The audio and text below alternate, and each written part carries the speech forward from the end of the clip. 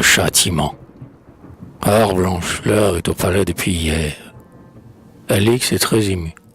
Tibère n'est pas fier. Et d'un pli soucieux, leur front pâle se creuse, songeant qu'il va falloir payer la douloureuse. N'importe. Ils lutteront jusqu'au bout. Pour l'instant, gagner du temps le plus possible est l'important. Pépin seul tient en bas accompagné à la reine. Alix a déclaré qu'elle avait la migraine. Elle garde la chambre, et ceinte de bandeaux salutaires, dans la pénombre des rideaux, qui tamisent le jour trop cru de la fenêtre, elle pense. Après tout, que peut-elle y connaître? Je ressemblais à Berthe.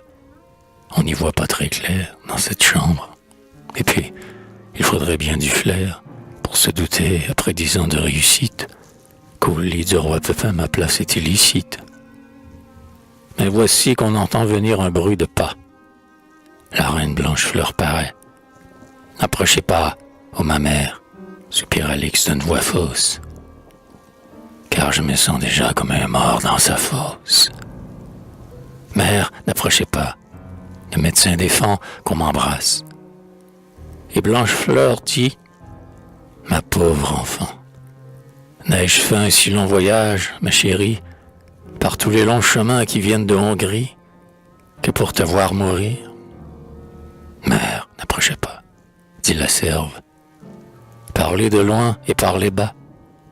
Votre présence me fait mal et me torture. Mais Blanchefleur déjà devine les postures. Sa fille, en la voyant, n'aurait pas-elle dédain? Tout son cœur maternel s'illumine soudain.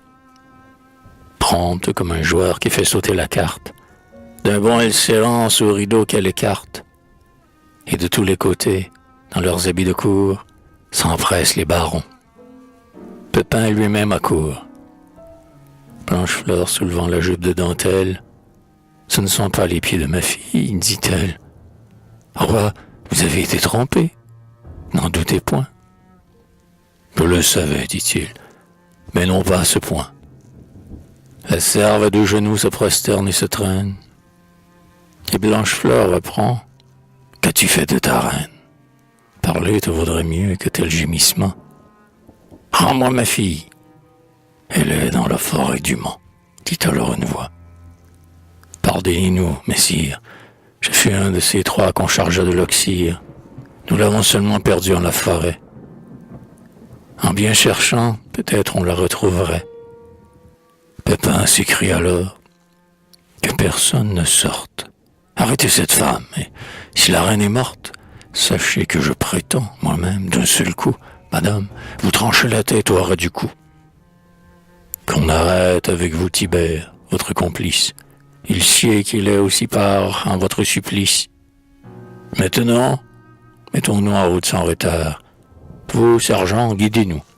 Et, comme il est très tard, n'oublions pas, messieurs, de prendre les lanternes, pour ne pas choir dans les étangs ou les citernes.